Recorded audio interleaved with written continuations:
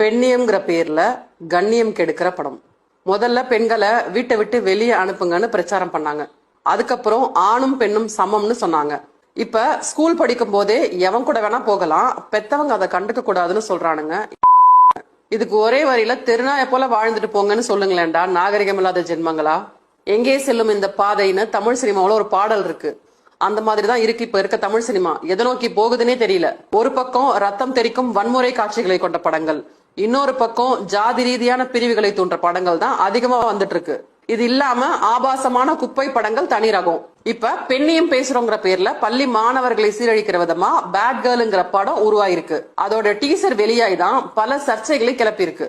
இந்த படத்தோட வண்டவாளம் டீசர்லயே தண்டவாளம் ஏறிடுச்சு. பிராமண குடும்பம், அந்த குடும்பத்துல பள்ளி படிப்பு படிக்கிற பொண்ணு.